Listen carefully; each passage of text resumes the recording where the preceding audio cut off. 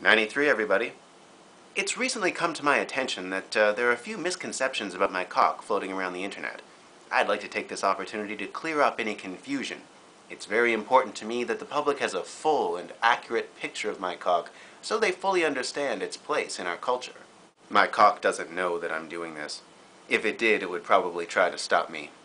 It doesn't matter what they think about me, it would say. It only matters what I think about them. And that's true, but still, I think it's only fair to give people a chance to educate themselves about my cock so that when the time comes, they don't have to be surprised and afraid. So please, help me spread the word.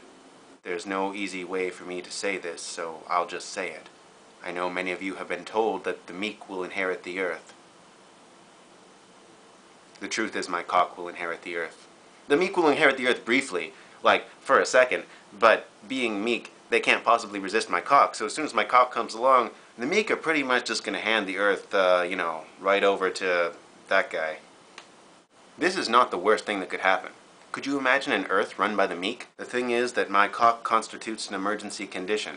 It's like Pearl Harbor and the burning of the Reichstag and global warming all combined in one, making my cock essentially an event and an object simultaneously. Which is pretty deep when you think about it.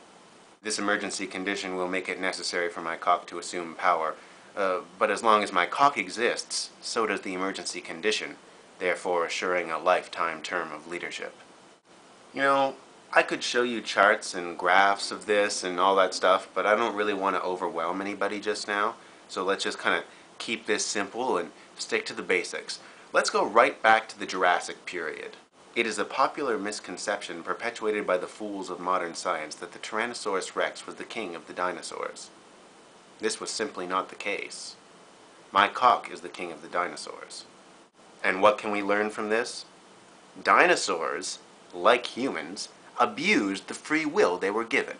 Instead of inventing space colonies and populating the galaxy, they elected to be smashed by giant rocks from other worlds.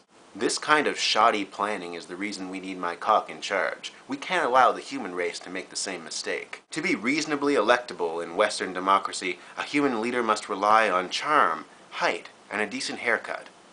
But you don't have to be charming when you have a Tyrannosaurus in your pants. I've been thinking with my cock for years, and this has convinced me of its wisdom.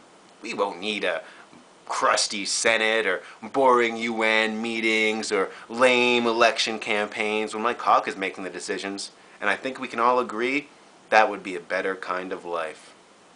So when the time comes, let the people know. There's no reason to be afraid.